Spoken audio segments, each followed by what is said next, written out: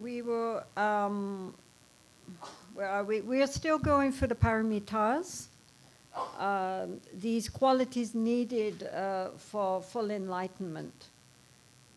So we have dealt with generosity, ethics, and patience, and now we're dealing with effort. So Atisha says, the supreme effort is letting go of activity. I am taking this to refer to our meditation practice. Many people, when they come to meditation, throw themselves into it with great enthusiasm. And certainly in the Tibetan tradition, when Westerners especially go in for longer retreats, they usually end up getting what is called lung, which is like a pranic imbalance. Sometimes they become very sick. And it's because they're trying too hard. And especially in our modern day and age, when our lives are already so stressful, our lives are already filled with more than enough activity, both physical and especially mental, to make our spiritual practice into another form of stress and tension and got to achieve is counterproductive. There's nothing to achieve. There's nothing to gain. It's what we lose that is important, not what we gain. So we must be very careful not to plug in to that same old energy of got to get somewhere. What am I going to get out of this? What experiences am I going to get? How long does it take to get realized? That kind of pressure, which we put on ourselves, is very counterproductive. It's just the ego wanting to be spiritual. A bigger, better, more spiritual me. We can then tell everybody of the fantastic results of our great spiritual endeavors. This is exactly what we don't need. And so even back in the 10th, 11th century, Atisha understood that. And so therefore he says that the supreme effort is letting go of activity. So meditation shouldn't be more effort. I definitely, in the Tibetan tradition at least, the emphasis is on relax. Just relax. Make the mind open, spacious. Now, it's not like we're making the mind relax like lying out on the beach, going to sleep. It's not exactly that kind of relax. It's not going to sleep relax. The mind is aware, is conscious, is very, very clear, totally present. But within this open, spacious feeling in the mind. It's like, sort of like a paraglider. You know, these paragliders, they're out there, they're not making any effort. They're totally poised, but within this vast, open expanse. So we have to make our mind like a paraglider. Very present. The paraglider is not going to fall asleep. That paraglider is wide awake. Paraglider? You understand paragliding? I don't know. In India we call it paragliding. We see them over the sea. Yeah. They have, yes, you know, in those big sort of parachute type things. And they just sail along, very, in India at least it's called paragliding. So that's how we have to have our mind, like that, you know, very aware, very present, but very effortlessly expansive. It's not a matter of, we don't actually achieve through pushing ourselves, pressuring ourselves. We achieve through relaxing the various levels of the mind while being totally present at the same time. And so this is why he says, I think, that supreme effort, the highest effort, is letting go of all mental activity and just allowing the mind to be as it is, but knowing. So it's not actually, we're not trying to do anything. We're trying to deconstruct and be present at the same time. Aware, conscious, awakening up. Does that make sense?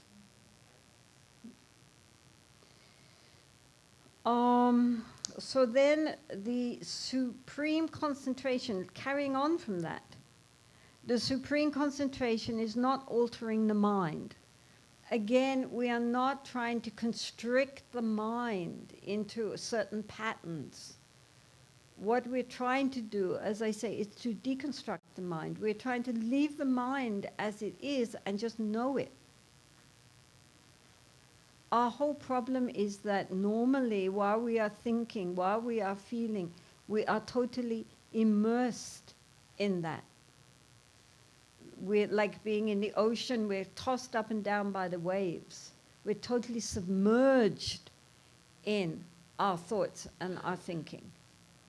So the whole point is not so much dealing with the waves as dealing with how to know the waves. Then the waves will subside of their own. We don't have to force them to subside.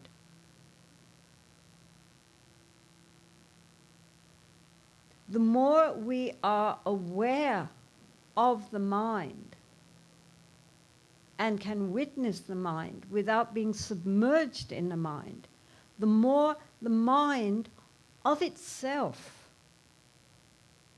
will begin to quieten down, become more ordered, become more calm and clear.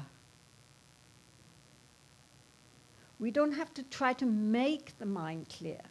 We don't have to try to make the mind calm. It will do that of its own account if we only learn how to develop the quality of being conscious, of being aware. So this ability to observe the mind, to know the mind, without being submerged in the mind, of itself will help the mind to heal itself. We don't have to do anything as far as that is concerned. So it looks like we're not doing anything. This is why he says, you know, we have to let go of activity. We should not alter the mind. The whole point is that this conceptual mind of ours, all our thinking and feeling and emotions, all of that tumult would deal with itself if only we could learn how to step back and just be aware. We don't have to do anything. We just have to know the mind at that moment, without judging it, without trying to change it. Then of itself it will heal, it will solve its own problems.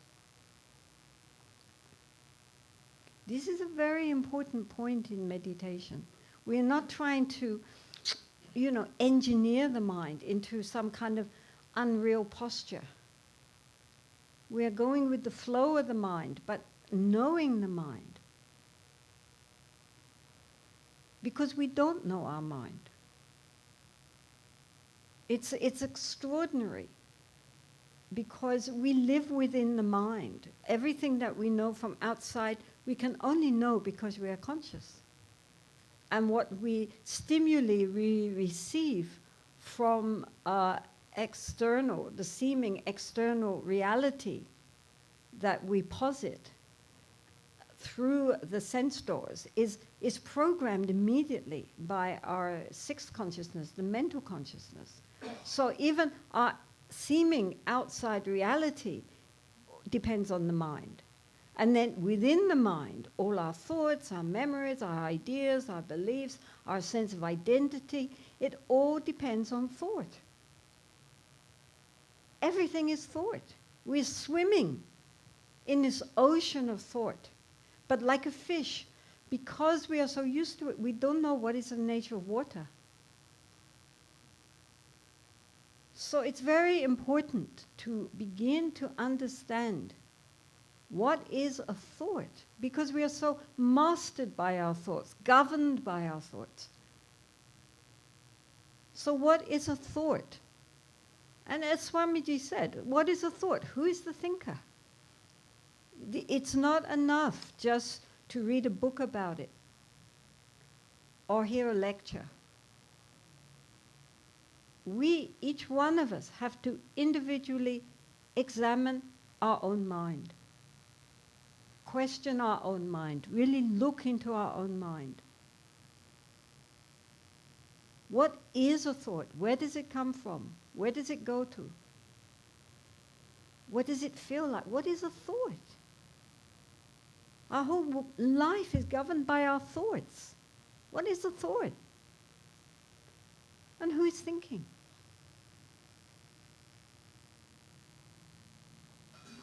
Once we really begin to examine this, this is what changes our internal landscape.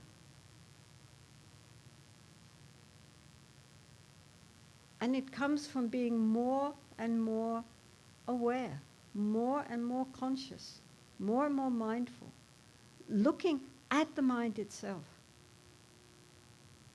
We're always looking outside. Now, turn that attention inside. Yes, so the supreme wisdom, the highest wisdom, is not to grasp onto anything as a self. So basically we grasp onto everything as a self. The ego tends to reach out to everything and think, this is me, this is mine. And that is basically our primordial ignorance. We mistake completely who we really are. And because of this, we are immersed in samsara. The antidote is wisdom. Wisdom means knowing very well, understanding from direct experience. It's not something we can read about things and think about things, which is important. We should study and we should think about what we have studied. Do we understand it really? Does this make sense for us? But then we have to integrate it. We have to become it. It's not enough that it stays up in the head as a brain activity. It has to come down into the center of our being so that then we transform. As long as it stays up in the head, it doesn't change anything. You know, yes, we know patience is good.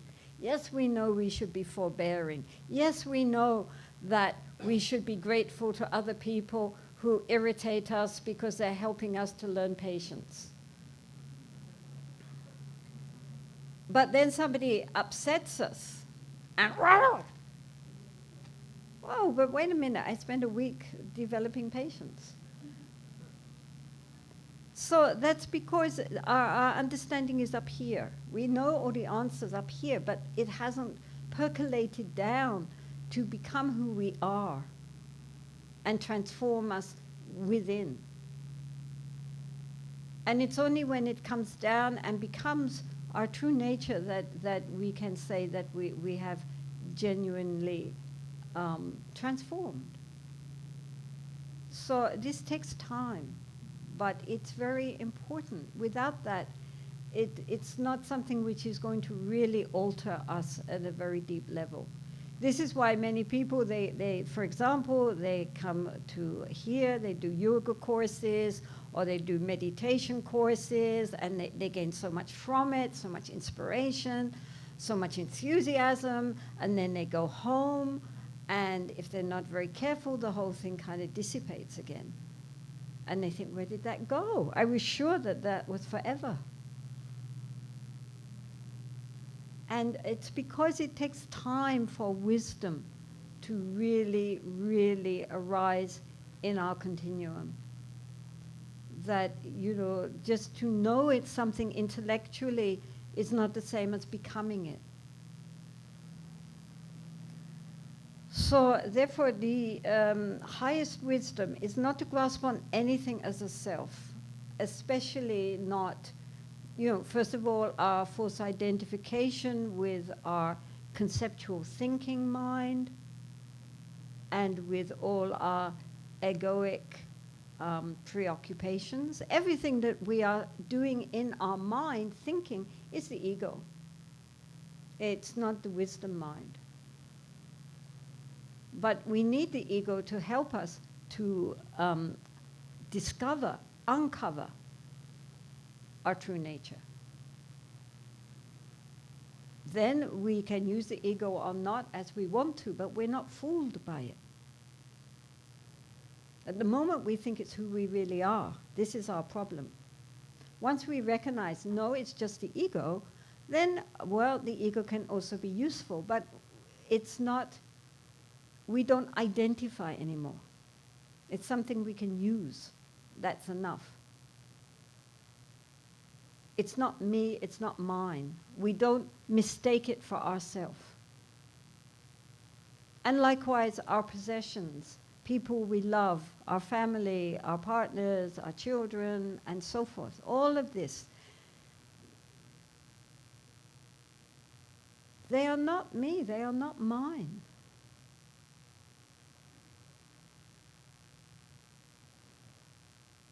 We have to learn to love, genuinely love, without attachment.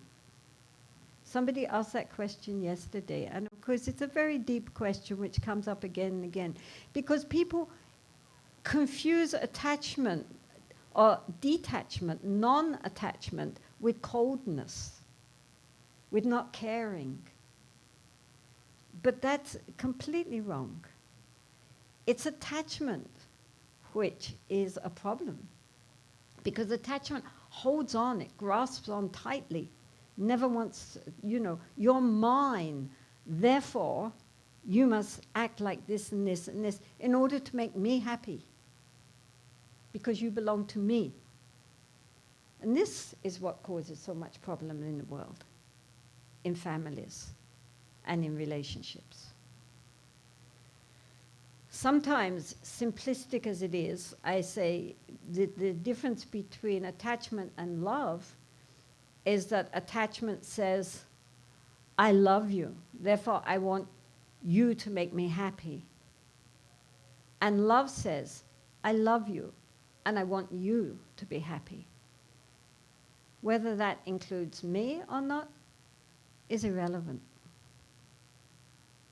I mean, we hope it will include me, but if it doesn't include me, still, may you be well and happy. That's the important thing.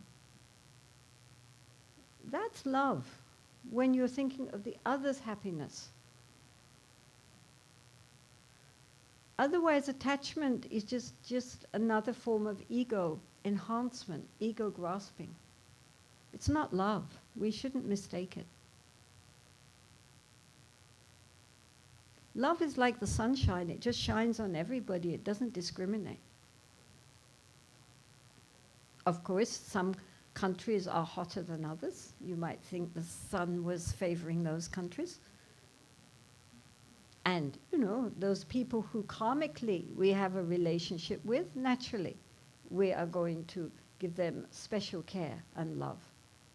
But still, we have to recognize them as they are following their own karma and give them space to be who they are, instead of wanting them always to be how we want them. So, I mean, I could go into this forever, but we have to get on. Sorry. But the important thing is not to grasp onto anything, either our own ego or other people, as being me and mine. Because that causes suffering. The Buddha said that the cause of suffering after ignorance was our grasping mind. And this is something very deep inside our psyche, and it causes suffering. We think it's the cause of joy. We think that holding on tightly, the more we hold on, the happier we will be. But actually, it just is the root of hopes and fears and insecurity, because everything is impermanent, including people. And if we accept that and hold it lightly, there's one in Australia, very famous cartoonist called Lunik, who is a very, very spiritual man. And he did this cartoon, a series of pictures about how to have love and respect for each other. And one of them, which I remember, was he said, it's like a day-old chick, a little baby chicken. You hold it very gently, carefully. If you go like that, no chicken.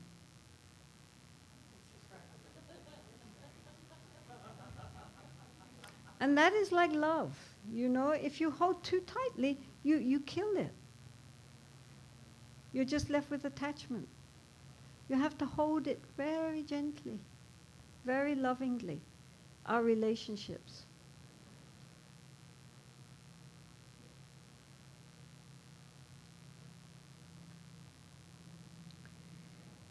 The supreme spiritual teacher is the one who exposes our hidden flaws.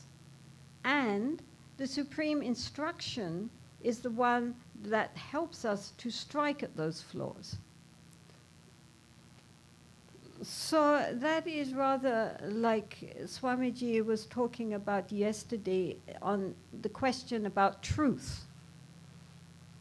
That truth should be kind, but kind does not always mean pleasant.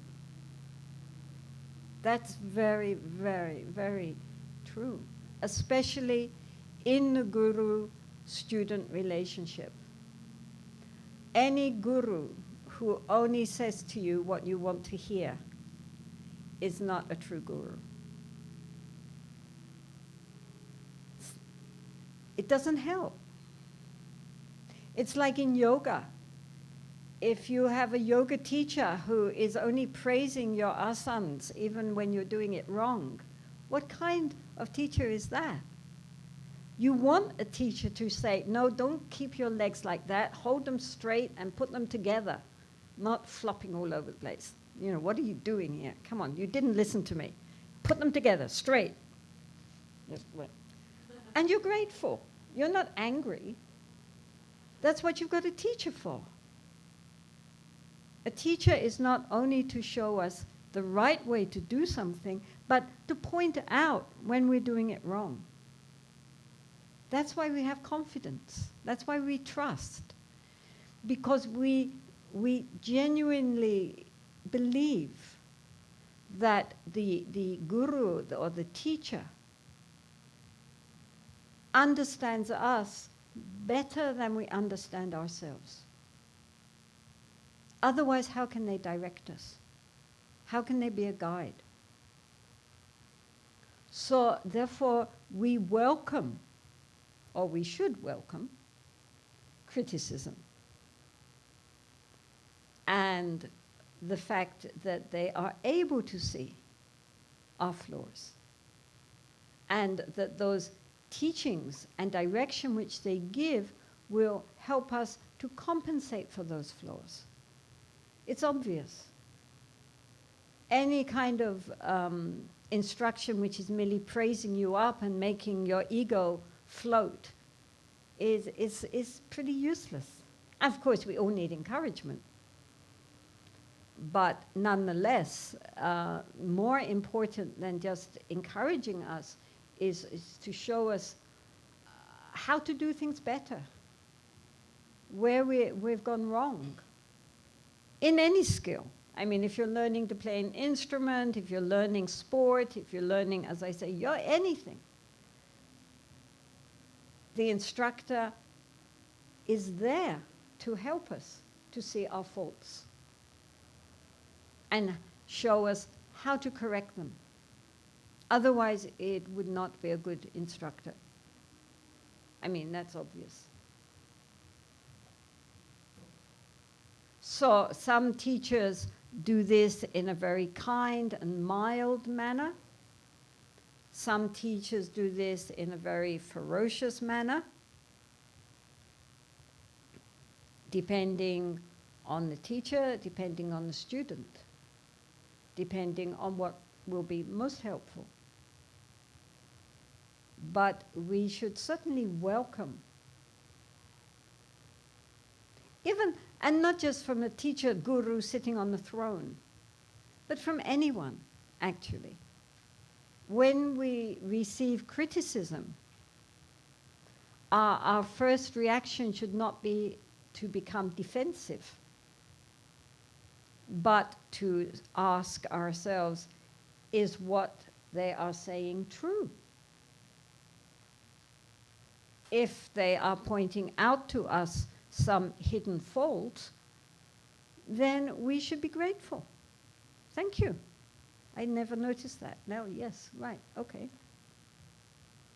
And if, with honest self-introspection, we don't see that actually that is a fault, or that sometimes people project their own inadequacies onto others, then we can say, no, I have many faults, but that doesn't happen to be one of them.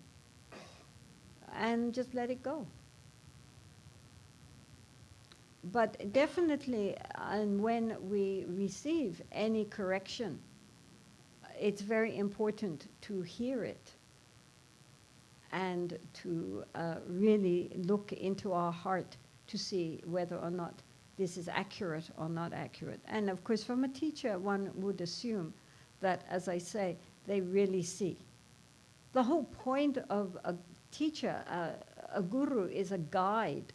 So you always will assume that the guide has reached the destination that we are trying to travel on, not just read the guidebooks like us, that they've actually got there. So they have that confidence, yes, this is the path, don't go that way, go this way, and then when you go a certain distance, turn left. Because they know the terrain. And therefore, we have confidence and the humility to hear.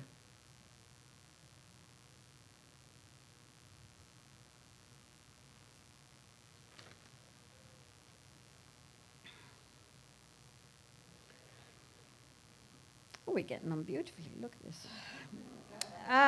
The supreme companions are mindfulness and alertness. So here, he is, these two aspects of the mind go together in Buddhist parlance. In Tibetan, they're called Trempa and Shejin. Trempa here means the ability to be aware, to be conscious, not only of our mind, but of our body and our speech, just to be present. This is a very important quality. it's nowadays in psychology also, it has become a very important practice for people with psychiatric problems. I mean, the whole magazine, psychiatric magazines are devoted to mindfulness. It's the new buzzword. In Buddhism, mindfulness has many, many connotations and is much more than just merely being present and aware. But for now, we'll keep it at that. Along with that ability to become more conscious of how we are in the moment, is this other quality which is untranslatable, and therefore every translation has a different take. You have to know what the word is to know what they're talking about. Here they call it alertness. Some people say introspection, some people say clear comprehension. There are many different, nobody has the exact term, and you can always tell when there is not the equivalent in English because every translator tries a different word. There just isn't quite that word. So, but what it means is simple. What it means is the ability to check up what the mind is doing. Somebody described it as spying on the mind. You're just looking. It's a quality of the mind which, while we're meditating, is also very useful. It comes up and it looks. How's it going? And if there is anything which needs correction, for example, the mind is sinking and becoming very sleepy, and often this is a big hindrance in meditation because people can get into a kind of somnambulate state and think that they're meditating. You know, they feel very peaceful, they never want to move.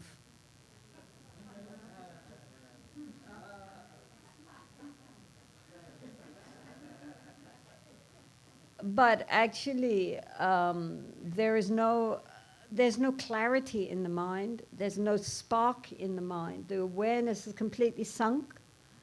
And so it's like a half sleep. This is called sinking. The opposite, which we know, and in some ways is less dangerous because we can see it's a problem, is the mind being very distracted. That we all recognize is a problem. But this other sinking mind could be mistaken for going into deep meditation. It's very important that in meditation, the mind is not only relaxed, but extremely alert. It's like waking up. It's not going to sleep. And so the mind should be more clear, more aware, more absolutely bright, while all the other faculties of the mind rest and stay quiet. So therefore, this Shejin aspect is the one that checks up. It perks up, looks, sees what the mind is doing, how's the meditation going. Depending how the meditation going, it will adjust until it's back on track again. Then it subsides. It's not there all the time. It's just that, I mean, being there all the time would make the mind too tense. But it just looks, sees, if everything's okay, everything is going well, then it just dissolves back again. If things are not going well, we're sinking or we're really too distracted, then it will apply the antidotes. So these two go together at all times, not just when we are meditating, but as much as possible during the day, we should try to really bring our whole life into the focus of being mindful, of being conscious of what we're doing. The Buddha himself had 4 levels of mindfulness, starting with the body. That includes breath. So, and it also, the very, very start that the Buddha recommended was to be conscious of our posture. So therefore he says, when we are standing, we know we are standing. When we are sitting, we know we are sitting. When we are walking, we know we are walking. When we're lying down, we know we're lying down. So very basic, what is our body doing in this moment? Then this also includes the breath. The breath is a very good aid to our mindfulness because we are always breathing. Normally, we are not conscious of breathing. It's one of those automatic functions, it just goes on. But the moment that we bring our attention to the breath, we are present. Because as I said yesterday, we can't breathe in the past or the future, we only breathe now. So the moment that we bring our attention to the breath going in and out, that moment at least, we're present. So this is something which also, you know, when one is driving, when one's walking, when one's doing any activity, there can also be this consciousness of the body and this consciousness of the breath. And then the second one was to be aware of the sensations. This is the Goenka. Any of you might have taken a Goenka Vipassana course. He focuses on the sensations in the body because normally we are not conscious of how much energy there is actually constantly in the body and how much feeling. So going from the soles of the feet to the top of the head and then back again, this sweeping through the body to become conscious of the energies, the vibrations within the body. So this is the mindfulness on sensation. The Tibetans tend to be more interested in mindfulness of the mind. And so this is what they emphasize, is being conscious, aware of what is happening in our minds while it is happening. Normally, as I say, we're quite unconscious. We just get swept along by our thought stream. And we are identified with our thought stream. All our thoughts and feelings and ideas and perceptions and so forth. This, we identify this with who I am. And so in order to begin to loosen that very false identification, we need to develop this quality of mindfulness or awareness of the thoughts so that we see thoughts are just thoughts. They're not me, they're not mine. They're like bubbles, you know, very bright, very shiny, but plink, empty. Why do we solidify them and make them so as if they were something permanent and real? When we all know that moment to moment to moment, it's just a flow. So we need, again, to develop this quality, not only during our meditation, but at all times that we can remember to do it during the day, to become awake. What is going on in the mind in this very moment? How is the body positioned in this very moment? And gradually, gradually make ourselves more and more conscious. Because much of our time, however hard we think we're working, the stress comes not from the task that we are doing, but from all this other stuff which is going on in the head at the same time, that we're trying to fight our way through to get ourselves concentrated on what we need to do. That's what's stressful. Our minds are really totally out of control. and we're the slaves. I mean, imagine the one thing which we take with us everywhere we go is our mind, even when we're asleep. And yet we don't know our mind. We're the slaves of our mind. The mind is often very mean to us and says all sorts of nasty things to us that we would never say to anybody else. So it's very important to really, if we want to live happily in this world, to really get to know the mind, understand the mind, and become the masters of the mind, so that we have a good companion to travel with. Wherever you have come from, you come here to the Bahamas, but you've still got your mind, same old mind.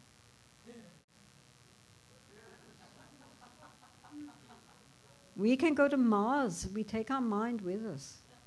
You know, I mean, so it's, since we never can escape from our mind, it is very important that we have a mind that is a pleasure to live with, at least that much.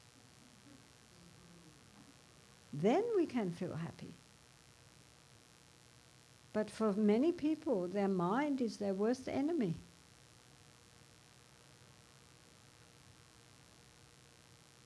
Then they get depressed, of course.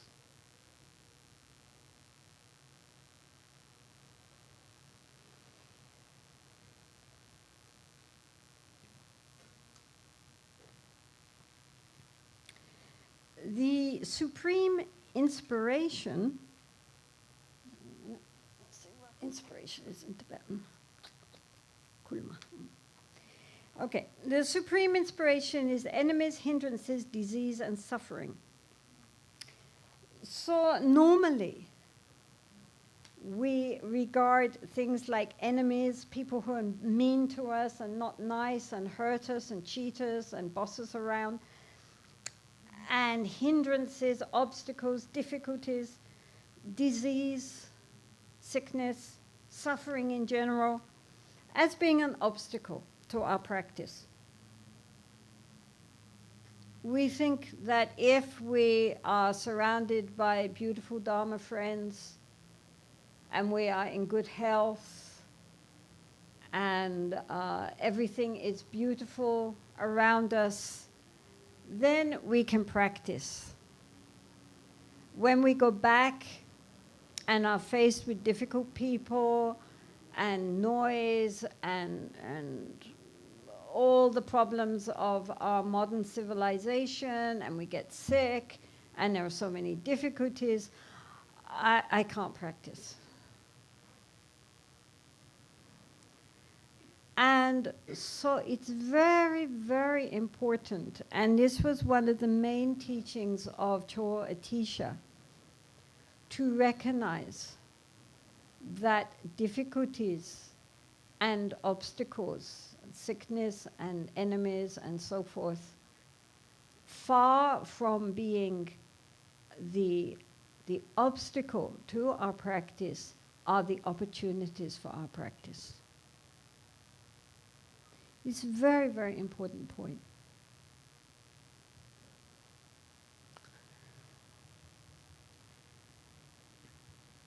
If we go to a gymnasium or we go to practice yoga, we start off with pretty flabby muscles. And the way to strengthen our muscles, strengthen our bodies, become strong, is either by, getting on those machines in the gym and pedaling away, or by doing sustained yoga asanas, which will strengthen the body and challenge the body. If the posture is too easy, then we will not progress.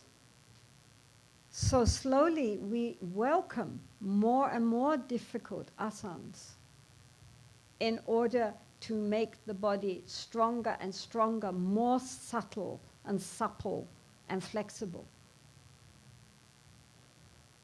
I mean, it's very nice to lie out on the beach. But if one spends the whole time here just lying out on the beach, one is not going to get a strong body. One gets a strong body by attending yoga classes and doing asanas. And likewise, in life, if everything goes easily and pleasantly, and one is only surrounded by people who are kind and loving and do and say exactly what we want them to do and say, that is very pleasant. But we don't learn much. It's very easy to be loving towards people who are lovable.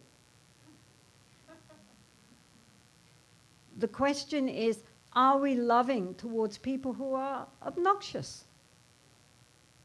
This is the question.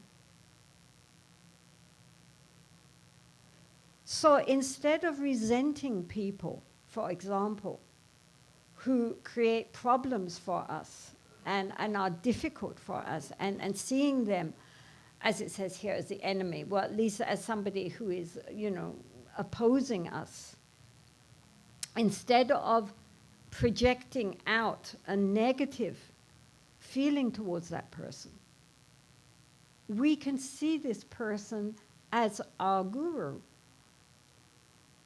our teacher of patience, our teacher of forbearance.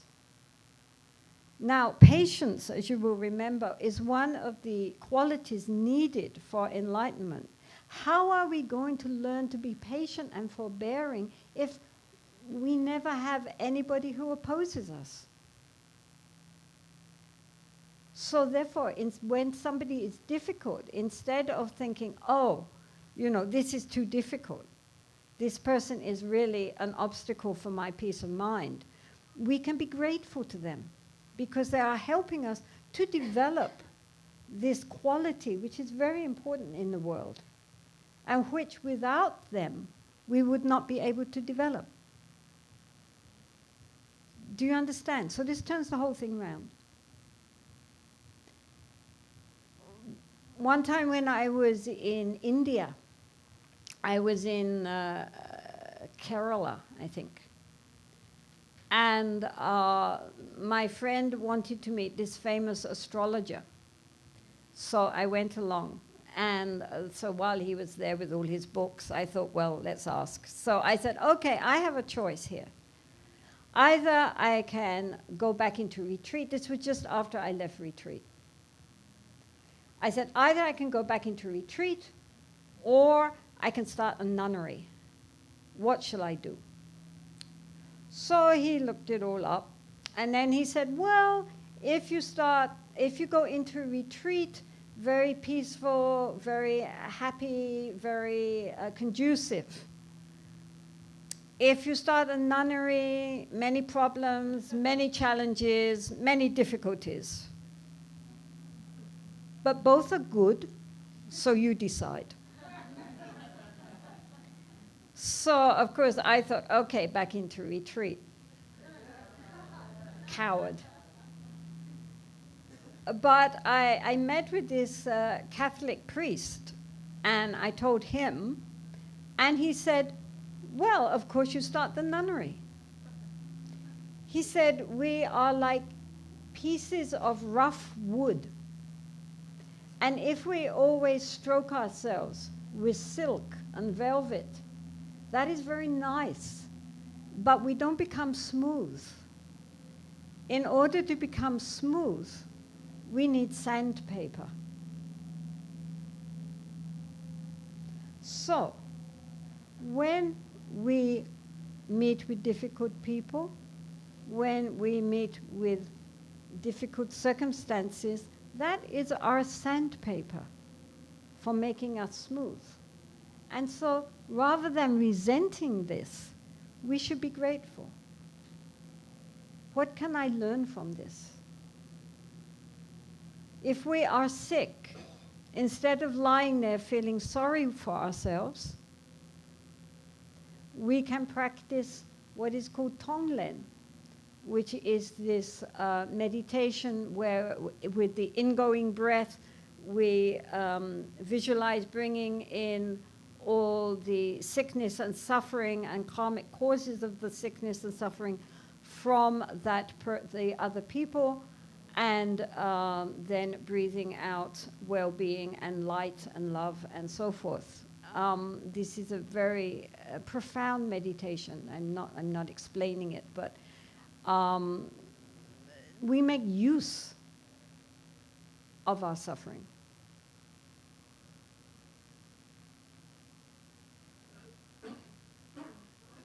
Many Tibetans, during the communist takeover and the Cultural Revolution, many lamas were imprisoned, of course.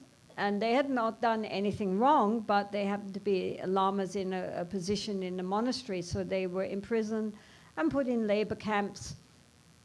And many of them, because they still had loyalty to His Holiness and to the Buddha Dhamma Sangha and refused to pretend otherwise, went through many years of torture and interrogation.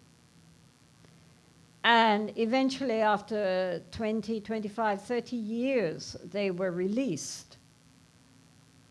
And if one met them, it was very interesting. I've met several of them. And instead of, being broken, sometimes physically they were in bad shape, but you look in their eyes and they're just glowing with love and compassion. And one of them, who was daily interrogated and humiliated and tortured for many, many years, he said how grateful he felt to his torturers for helping him to develop great compassion. And you looked at him and he meant it. He said, I learned all about compassion when I was in the monastery. I had no idea. I would never have understood, except for my tormentors, my jailers. They really helped me on the path. I'm so grateful to them. And I really hope that they themselves will attain enlightenment. So this is what, of course, most of us are not going to end up in prison being tortured. But what we're talking about is that even the most awful things can be taken on the path, can be used skillfully.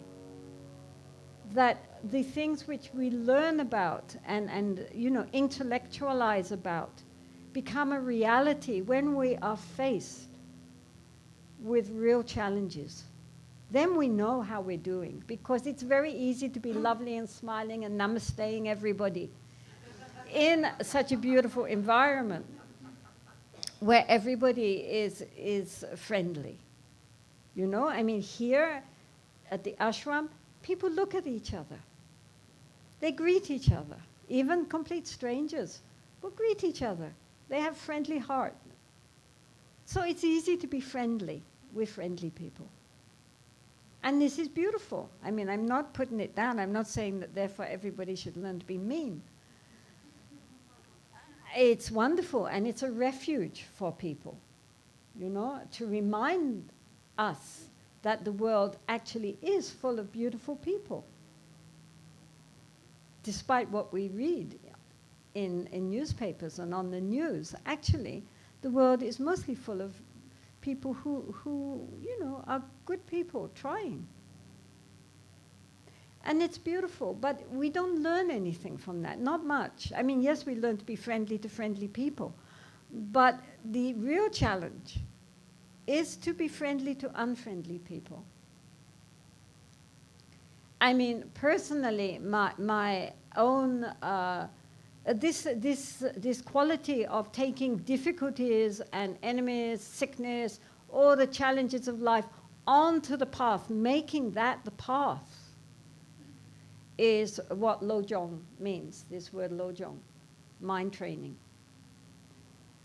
And for me personally, my Lojong practice is the foreign registration office of the police in Dharamshala, where we have to go to tell them we're leaving, coming back, renew our visas and things like this, and you've got all these guys there.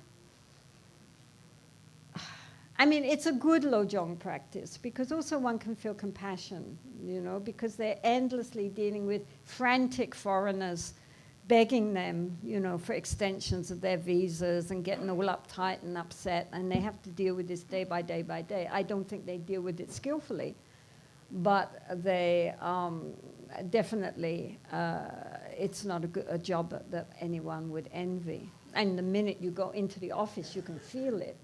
You know, that tension there. And these poor guys, we just have to go in and then go out, and they have to live there all day long.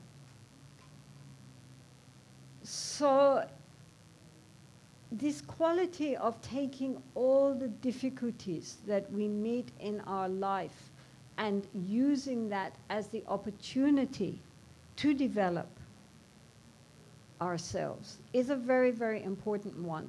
In Buddhist cosmology, the highest realms are the various 26 levels of God realms, from very sensuous realms to extremely mind-only realms, and all stages in between. But their one characteristic is that they are pleasurable. They are the result of good karma, and so you have body of light, anything you want, it just spontaneously appears. Everything is delightful. It appears that one's life goes on forever. It doesn't, of course. When the good karma is finished, then we come down. But at the time when they're up there, they think it's all very wonderful. And everything is love and light. But it is regarded as essentially a spiritual dead end, because one isn't learning anything. There's no need. Everything's lovely. There's no incentive. There's no inspiration to transform the mind, because everything is so pleasurable, endlessly, it seems. On the other hand, on the other extreme, the very lower realms, which are a projection of a very distorted mind, are unremitting suffering. And so one is so caught up in one's paranoia that one cannot think outside of oneself and has no energy left over to try to develop spiritually. And therefore, the human realm is considered the ideal realm for spiritual progress, because we have this balance of pleasure and pain. The pleasure helps us, you know, keep going. It's, you know, we need also as animals to have pleasure. But the pain, the difficulties, the challenges in life are what help us to develop spiritually. Most people, when they get to a certain age, recognize that actually where they really developed was during times of great difficulty. At the time, it was very painful. But if we go through that, then looking back, we can see that actually this was very helpful for us. We learned a lot from that.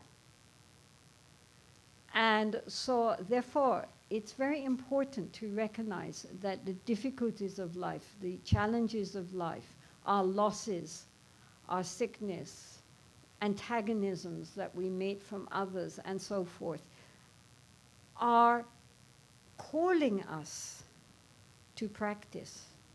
How can we deal with this situation skillfully?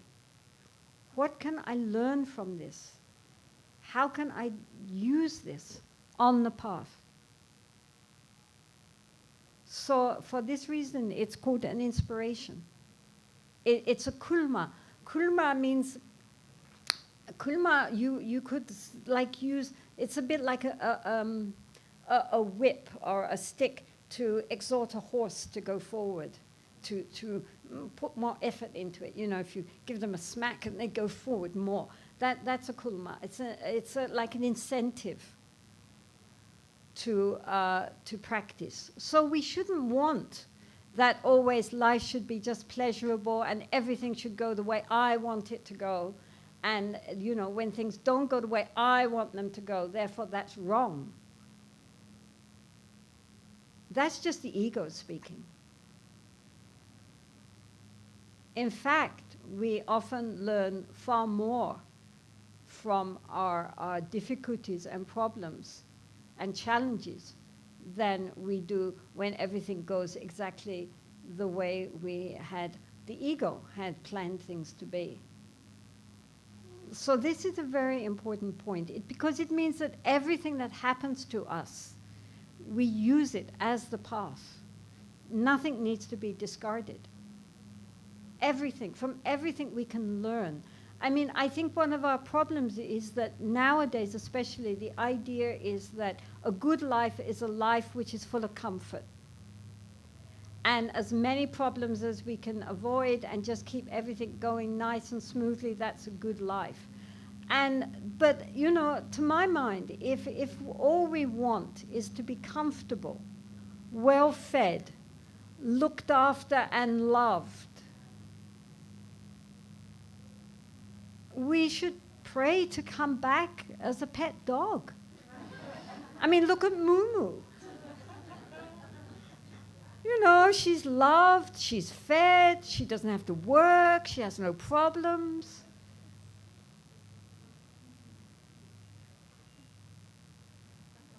I mean, if that's all we want from life, but is that what we're here for? Aren't we here to learn, to develop, to transform? In which case, we have to take everything onto the path and use it.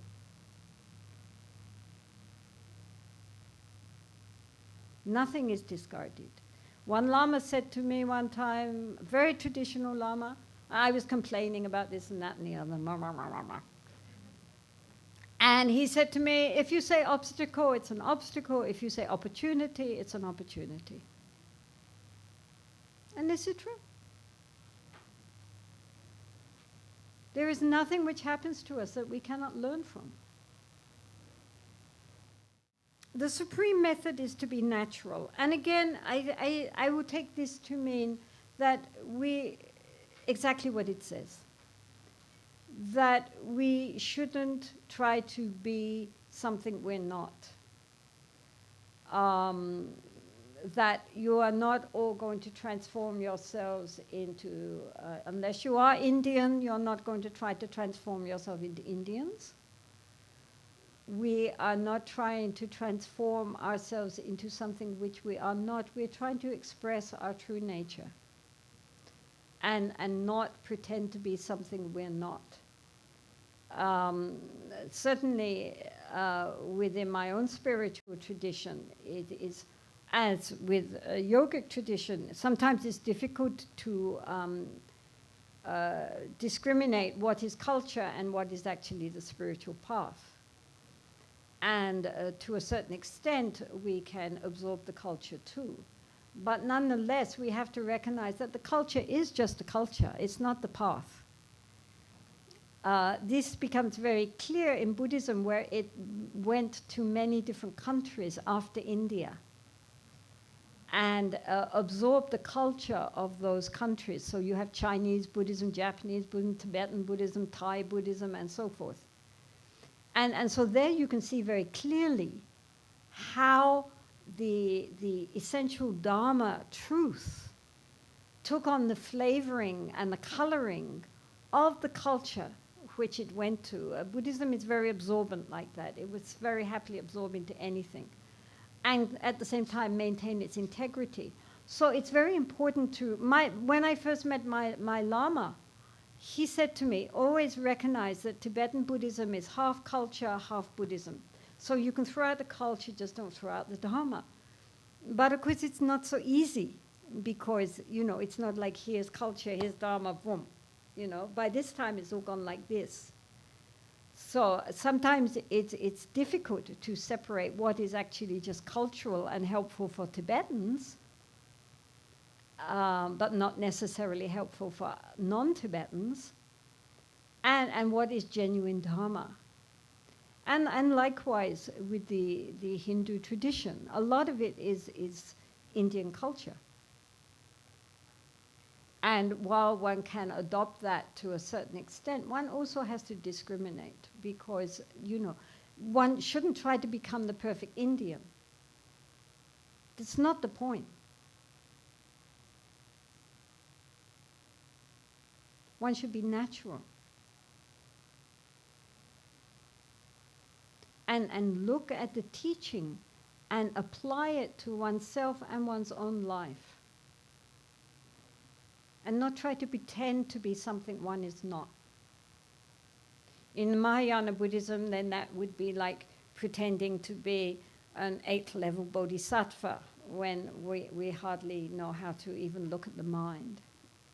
It's like trying to pretend to be something beyond what we are. Of course we are striving, of course we are aspiring, of course we are trying, but we have to be honest with ourselves and with others, not try to pretend a role. We are all playing roles. We play the role of our gender, the role of our nationality, of our race, of our social positions, of our professions,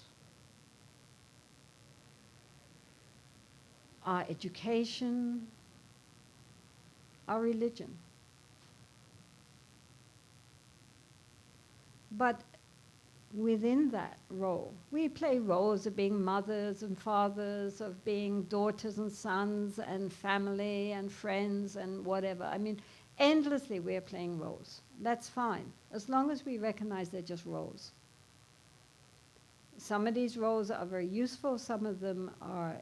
The problem is when we identify with the roles and we think that's who we really are. And so it's no good putting on, you know, the word personality comes from the word persona, which was the mask which was used in Greek and Roman plays. They didn't show the face of the actors, they wore masks to portray the role they were playing. So our persona is the mask we're wearing to depict the role we are playing, which is fine as long as we don't identify with that. We recognize it's just a persona. It's just a mask. And in this way, we remain, therefore, true to ourselves. We remain natural. We don't try to pretend to be something that we're not.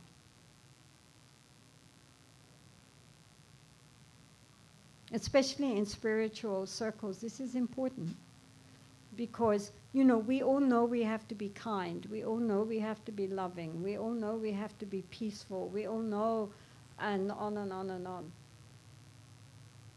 And so we try to be that. I think especially people living in ashrams. We try to impersonate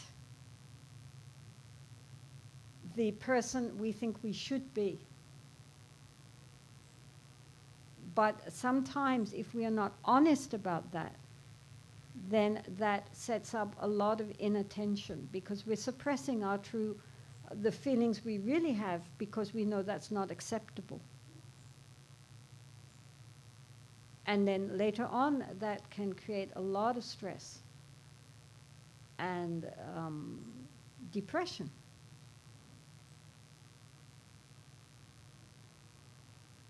Because we're not being true to ourselves and our level of development at this time. It doesn't mean that if somebody annoys us, we can just be angry. I mean, but we have to recognize that we feel angry, even if we don't respond with anger, because anger is not skillful, and so we try to be patient. That's fine, that's good, that's part of the practice. But if we deny to ourselves that we actually are very irritated, then we're in trouble. At least we should be honest with ourselves. Do you understand what I'm saying? Of course we are trying to improve. But we have to be honest. Otherwise we end up just playing a part. It's not real.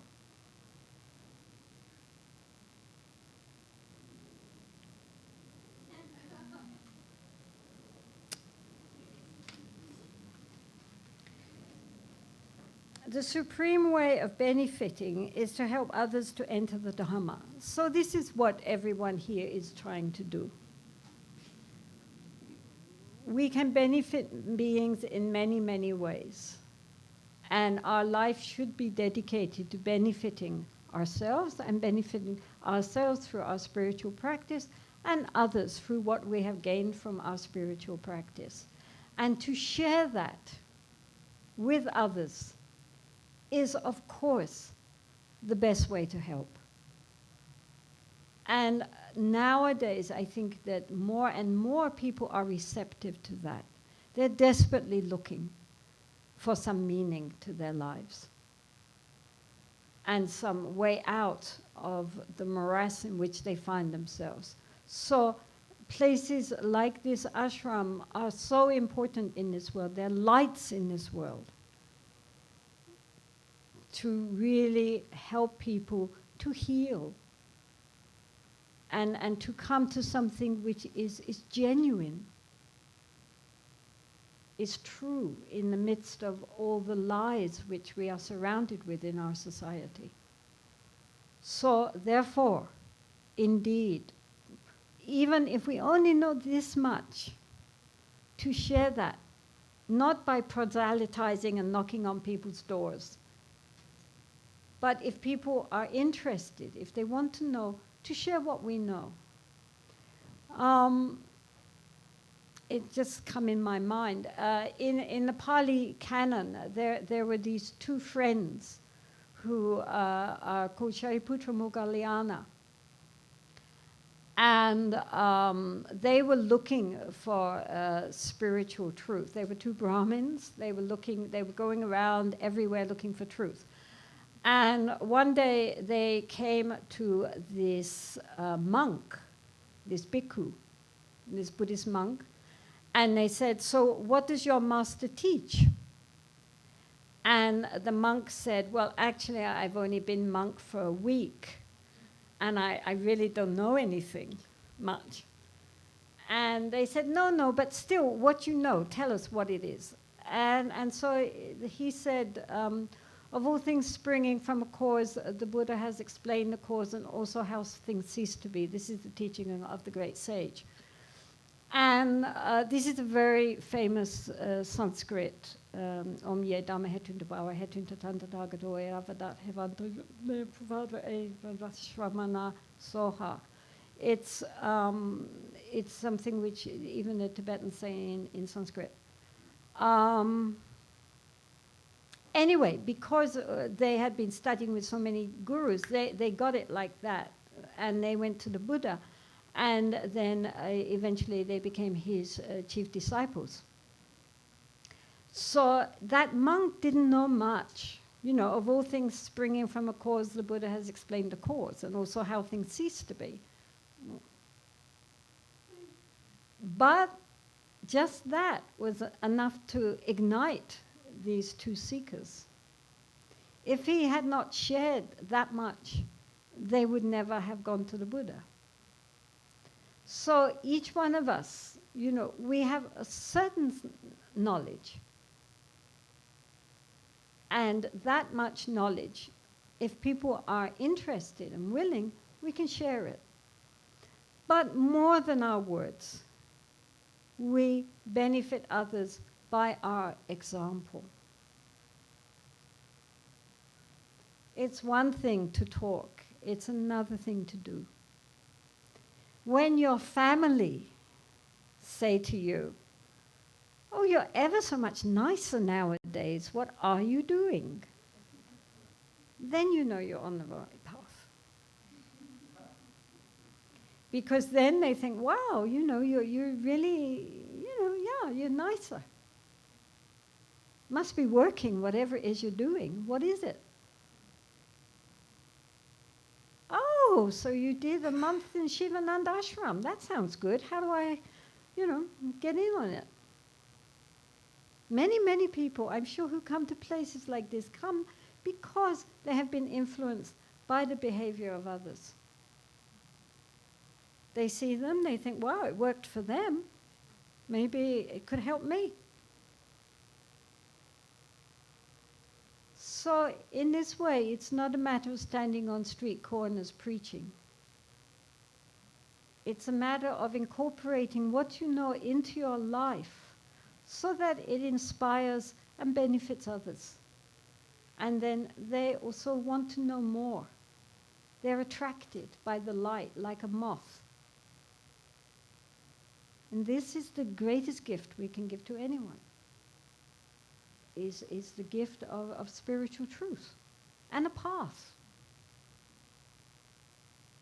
And all of us can do this. You don't have to dress in robes.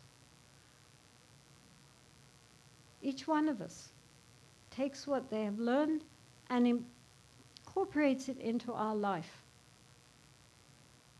And then people are interested. They are searching. The most unlikely people. You would be surprised. Even their own family don't know that they are actually thinking what they're thinking and looking and searching. So each one of you could be a catalyst for someone.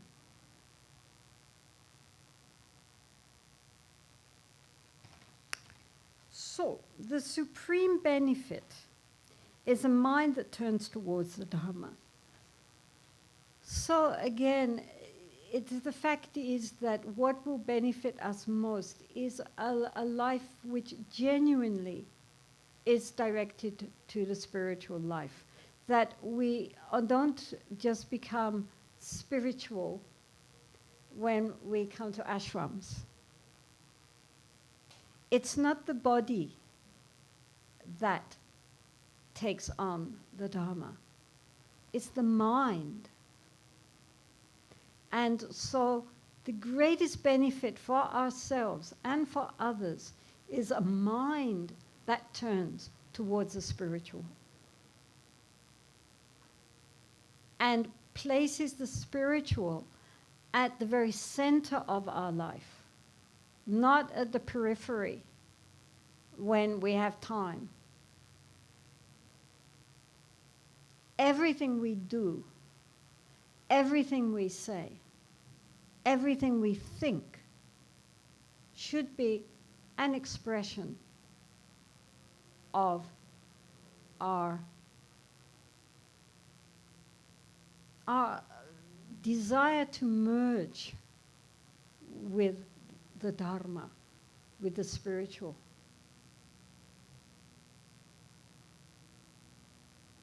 If the mind does not turn to the spiritual path, no matter how much outer activity we may engage in, nothing inwardly will transform. The mind has to turn towards the Dharma, not turn outwardly always towards external distractions. It doesn't mean that we cannot live a normal life, but we live a life which nonetheless is soaked in our view. In Buddhism, the view is considered to be the crux of the matter. How our outlook, our understanding, how we think, what is important, what is not important, our view of everything, that colors everything that we do and say. So therefore, it's very important that the Dharma is at the center of our lives. is the pivot around which everything else spins. Cultivating qualities of the heart and mind. Taking everything and using it to develop ourselves and benefit others. That is the center of our life. Then that means the mind turned towards the Dharma. Otherwise, outwardly we can do all these outwardly good-looking things, but it hasn't transformed anything inside. What we have to do is transform.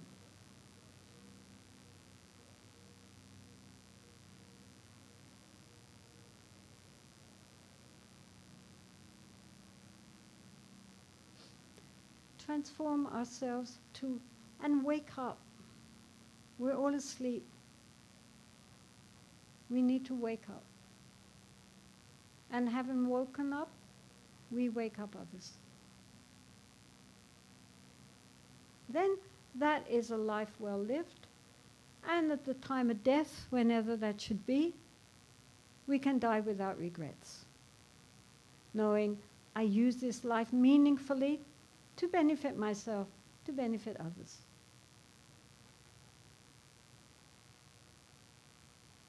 So this is good news. Don't look so worried. What's the time? Okay, I'll take one or two questions if there are any. We don't want to go on too long. You've sat for already.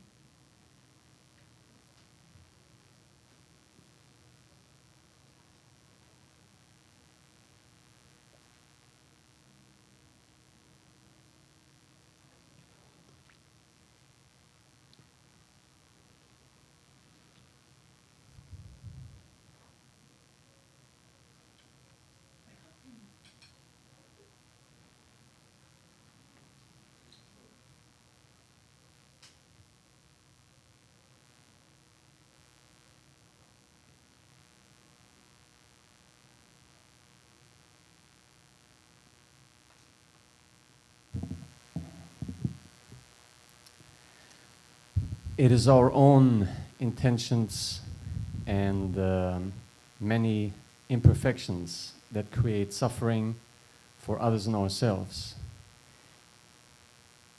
You said yesterday even a baby is born with the innate trait to crave.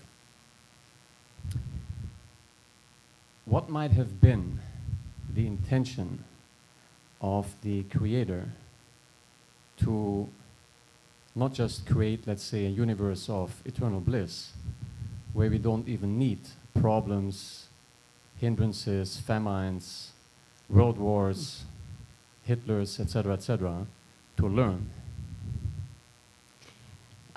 Actually, this is a question you should ask Swamiji, because Buddhists don't believe in a creator. The Buddha said that the universe is created by the karma of the beings occupying that universe. So why it happened that we do have these deep sources of ignorance and from that greed and anger, who knows? It's something which is happened an awfully long time ago in the endless cycle of birth and rebirth. The Buddha said, when somebody asked him why, all these negative emotions in our mind and how was that created? He said it's like someone being shot with a poison arrow and then saying, no, don't touch the arrow. I want to know what was the species of bird which was from those feathers, and what kind of wood was on the shaft, and what was the caste of the arrow maker, and so forth and so forth. And he said, you'd be dead before you answered those questions. The point is to pull out the arrow. So, as I say, from a Buddhist point of view, our sufferings and the wars and our distress, as well as our joys and pleasure, are created by the karma of the beings who occupy this planet, not just human beings, but all beings. And if we continue to make negative karma, we will have negative results. So the important thing, therefore, is not to worry why this happened, but to recognize that it is happening and to eradicate the negativities in our own mind. Hi. My question is about the difference, because it seems like a subtle difference between observing the mind and not like allowing it to be, but then also allowing mindfulness to come in and notice what's happening, and if things are going okay, allow it, and then if there's something that needs to be, the difference, that subtle control, where? Okay. Yeah. Well, it's a different times. When one is meditating, for example, doing shamatha or vipassana meditation, at that time we need to check up what is happening so that we can get it balanced. At other times, when one is just allowing the mind to be in its natural state, then we would not use that. It's a different practices at different times. But in general, for once we have got that ability to focus the mind, then we can allow just the thoughts to come up. And from time to time, you see, this shishin doesn't stay there for long. It just looks and sees how it's doing. Has the mindfulness declined? If the mindfulness is still clear and shining, then it doesn't interfere with anything. It's only if the mindfulness has declined that it brings it up again. Do you understand? I mean, it's important to because if we think we're being mindful, we might not be. Right? I mean, our mindfulness can sink. And so from time to time, we have to make sure that it's still functioning. You're not dealing with the thoughts. You're dealing with making sure that the mindfulness is still clear. So it's accompanying the mindfulness, right? It's like a support for the mindfulness, to make sure the mindfulness is still, the awareness is still bright and shining and that's not declined. Thank you. How do we know the difference between what is true? This is on the supreme method is to be natural, right? Mm-hmm. The supreme method is to be natural. Mm-hmm. So you spoke about the persona, the masks that we wear. How do we distinguish between the persona and what is true? How do we even reach for that? And that's what meditation is about. Because while we're sitting in meditation, there's no persona. We're not playing any role.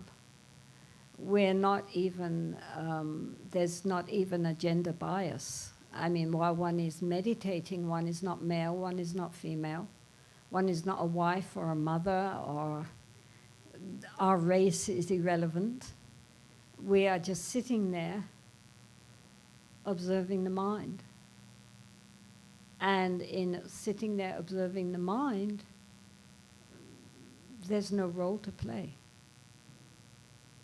So then we begin to understand gradually, from once our awareness becomes very powerful, then we can become aware of the awareness. Because, you know, you have the thoughts, and then you have that which is watching the thoughts. But then we have to observe the observer.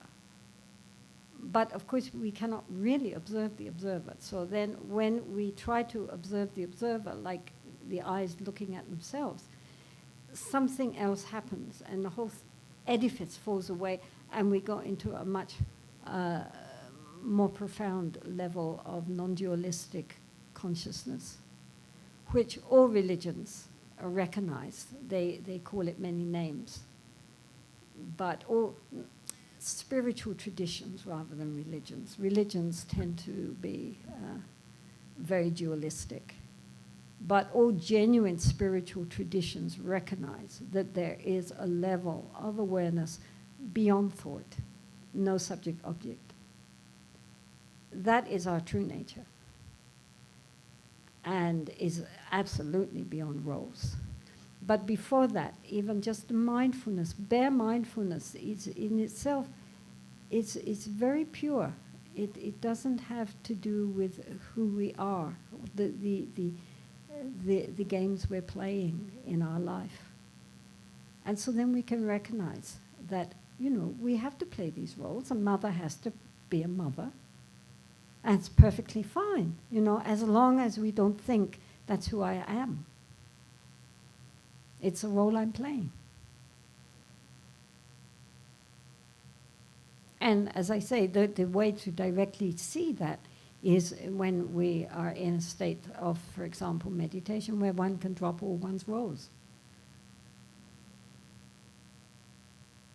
Haven't you found that? I mean, when we are meditating, we're not thinking who I am. All that just falls away. There is just this awareness and the thought flow. But, you know, it's not male or female or old or young or American or Israeli. I mean, it's irrelevant.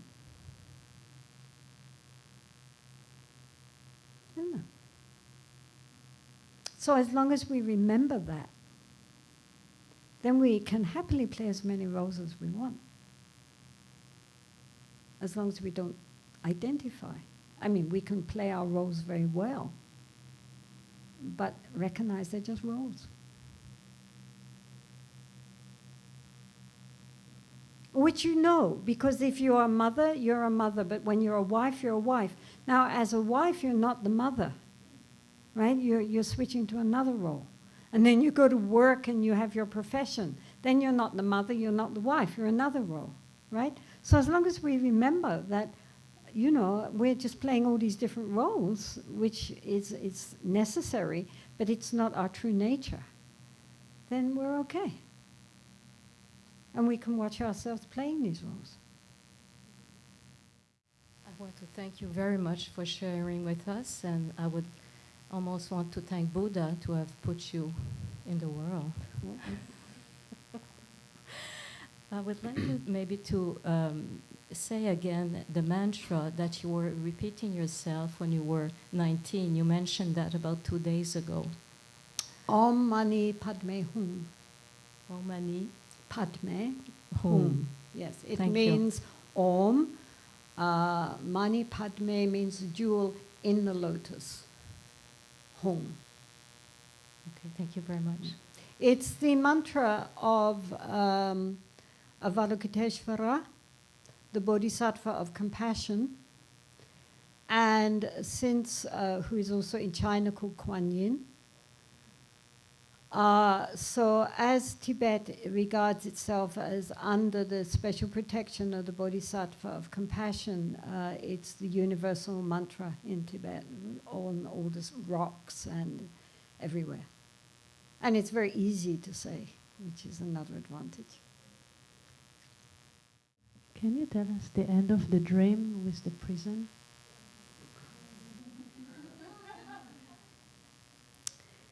I usually don't tell the end of the dream. It's a little embarrassing. Okay, so I was running outside this endless prison. And then I was going to go back, and then I remembered that my friends were only running because I was running, so therefore, for their sake, I had to keep running. And the moment that this aspiration for, the reason I was running was not for me, but for them, the road came to, the prison came to an end, and the prison was going like, the road was going like this, and so then I came to a road which went like that.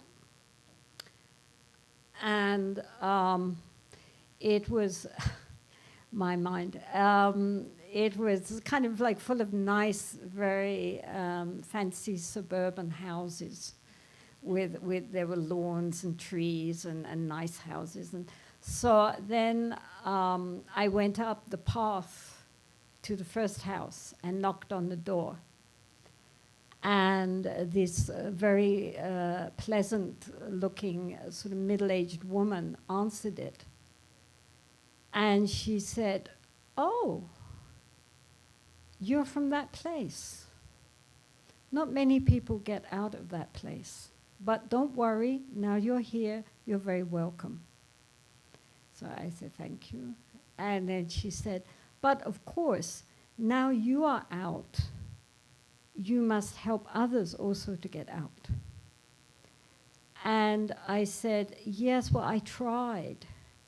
But, it's very difficult. I can't do it, I tried before to get more people to come, but they weren't interested. What can I do?" And so she said, "Don't worry, you are not alone. The powers, the higher powers are behind you, and they will help you." So then I said, in that case, I vow to spend the rest of my life helping others to escape. And then I woke up. It is just a dream.